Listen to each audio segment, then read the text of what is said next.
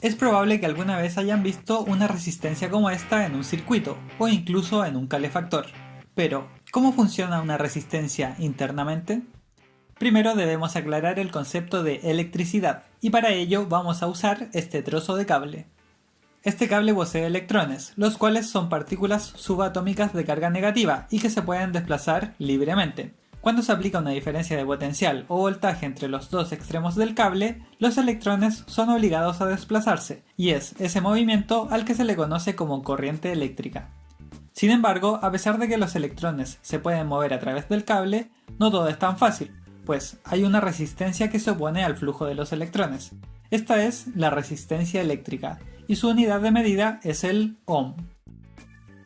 De hecho, ya que nuestros propios cuerpos son capaces de conducir electricidad, podríamos decir que nosotros somos una resistencia, e incluso que en estos dos circuitos la resistencia es equivalente, pero claramente una de las dos opciones es más viable de implementar.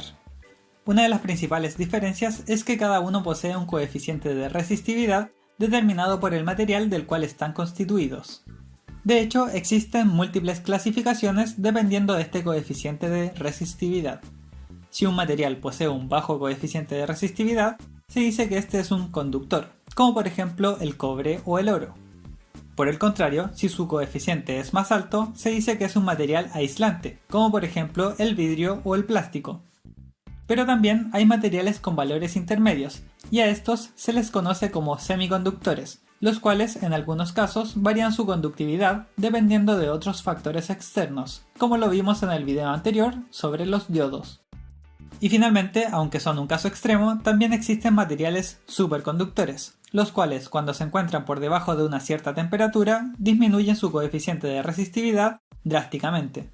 Ahora sabemos a grandes rasgos la forma en que afecta el coeficiente de resistividad al comportamiento del material. Y si un día nos encontramos con dos cables de exactamente las mismas dimensiones, pero que están hechos de materiales distintos, como por ejemplo uno de cobre y otro de hierro, después de haber visto una tabla como esta, podríamos decir con toda seguridad que la resistencia del cable de hierro es mayor, pero no podríamos decir cuál es el valor de la resistencia de ninguno de los dos cables, pues solo esa información no es suficiente para saberlo.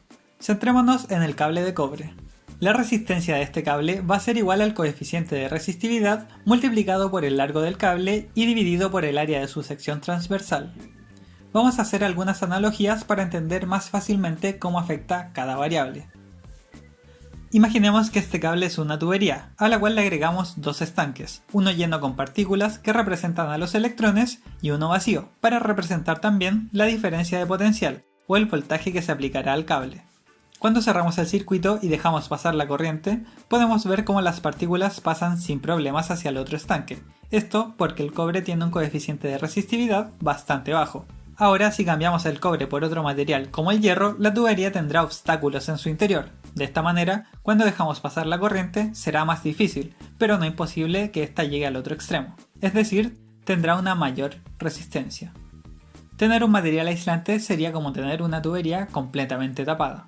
Las siguientes dos variables son más fáciles de entender. Si tenemos una mayor distancia que recorrer en la tubería, es lógico que se requiera más tiempo y esfuerzo para llegar al otro extremo. Es decir, a mayor largo del cable, mayor es la resistencia. Por otro lado, si aumentamos el diámetro de la tubería, aun cuando el coeficiente de resistividad siga afectando en todo el volumen, van a existir más posibles caminos para que pasen los electrones. En otras palabras, a mayor área de sección transversal del cable, hay una menor resistencia al paso de la corriente.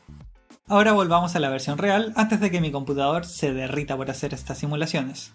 Si bien se suele usar esta fórmula por su simplicidad, deben saber que la temperatura también puede afectar el valor de una resistencia, ya que el coeficiente de resistividad que encuentran en las tablas como esta especifican la temperatura a la cual ese valor es correcto.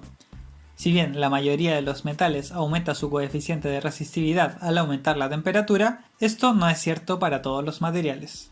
Es importante mencionar que en la realidad casi nunca van a tener un cable entre los dos polos de una fuente de energía, pues esto podría generar un cortocircuito, es decir, un aumento brusco en la cantidad de corriente que pasa por el conductor. This power supply can generate 20 volts 150. Y digo casi porque cuando se quiere generar calor, como por ejemplo en un calefactor, básicamente eso es lo que se hace. A este fenómeno, mediante el cual un conductor emite calor cuando pasa una corriente por él, se le conoce como efecto Joule. Y podemos calcular la energía disipada en forma de calor como la multiplicación entre el voltaje aplicado en el conductor, la intensidad de la corriente eléctrica que está pasando y el tiempo durante el cual esto ocurre. La limitante de hacer esto es que el material se podría llegar a fundir o oxidarse extremadamente rápido, dejándolo inutilizable. Es por eso que para este tipo de casos se suelen usar aleaciones como el nicrom, el cual en primer lugar tiene un punto de fusión de 1400 grados Celsius y además posee un alto coeficiente de resistividad. Esta última característica es precisamente la razón por la cual se calienta solo esa sección y no el cable que enchufamos. Volviendo al tema principal, ahora que sabemos cómo obtener una cantidad de ohms a nuestro gusto, en teoría podríamos crear nuestra propia resistencia utilizando un material extremadamente delgado y con un coeficiente de resistividad alto. Pero en realidad no son así. Si fuera solo un alambre, sería extremadamente difícil conseguir una resistencia precisa en un tamaño tan pequeño. Existen distintas formas de crear una resistencia dependiendo de qué tantos ohms se quieran obtener y qué tan preciso sea su valor. La primera forma es utilizando un cable de níquel enrollado en un tubo de cerámica, que por cierto es un aislante. De esta manera se puede controlar la resistencia total modificando el largo del cable pero manteniendo un tamaño compacto. La segunda opción es utilizando un material compuesto en un volumen definido, pero que mediante la variación de los elementos que la componen se puede variar su coeficiente de resistividad y por lo tanto la resistencia del conjunto.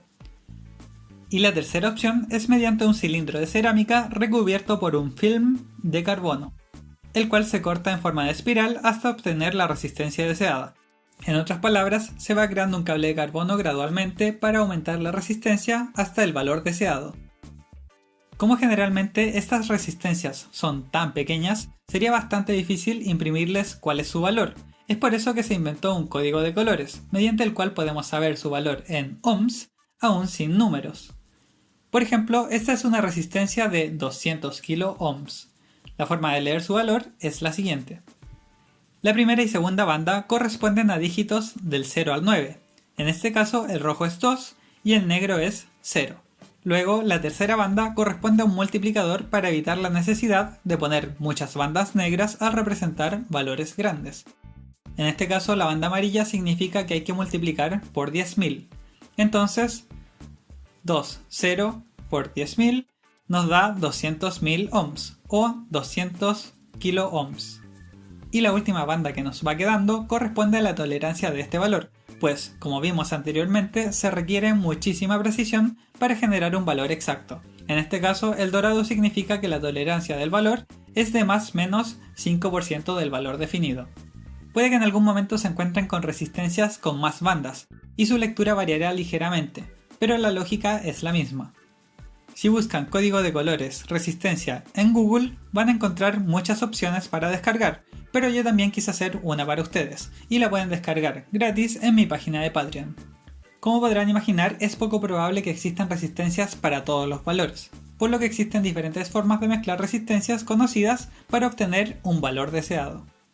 La primera forma es conectando resistencias en serie, con lo cual el valor de la resistencia equivalente es igual a la suma de las resistencias conectadas. Esto es muy fácil de recordar si pensamos en la fórmula que vimos al inicio. Al conectar dos resistencias iguales en serie, lo único que estamos haciendo es multiplicar el largo del cable por 2, y por lo tanto su valor será el doble. Por otro lado, si queremos reducir la resistencia total de un conjunto de resistencias, lo que podemos hacer es conectarlas en paralelo. Si conectamos dos resistencias iguales en paralelo y pensamos nuevamente en la fórmula, nos daremos cuenta de que lo que estamos haciendo ahora es simplemente multiplicar el área transversal por 2, es decir, vamos a tener la mitad de la resistencia.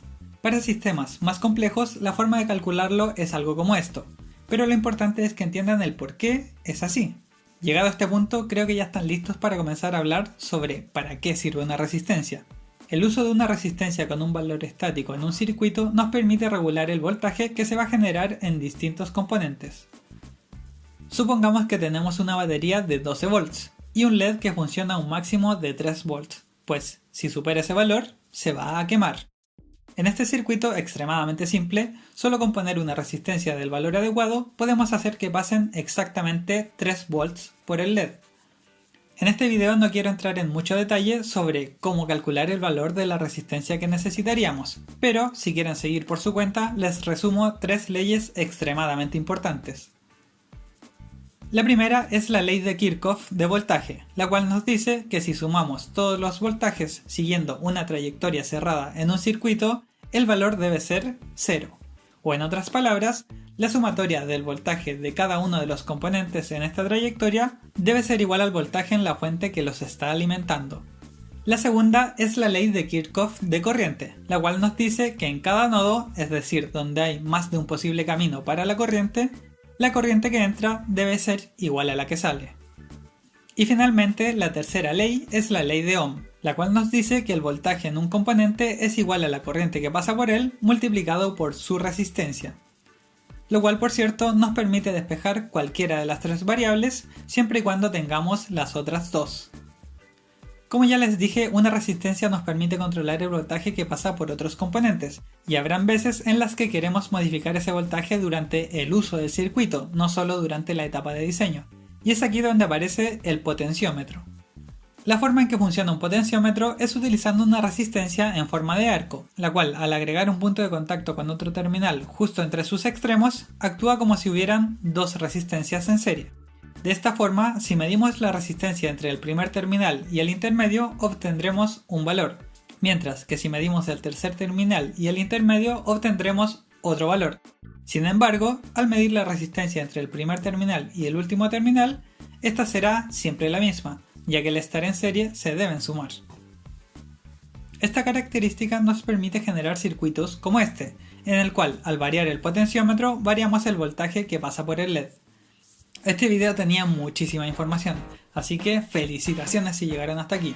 Tómenselo con calma y todo va a ir cobrando sentido. Hacer un video como este equivale a unas 30 o 40 horas de trabajo, incluyendo la investigación, el guión, la animación y la edición, entre otras cosas. Así que si creen que todo lo que hago vale la pena, podrían considerar apoyarme mediante Patreon. Como siempre, gracias a las páginas de Facebook de Mecatrónica, Somos Mecatrónica y el blog del electricista por compartir siempre mi contenido. Eso es todo por ahora y nos vemos en el próximo capítulo.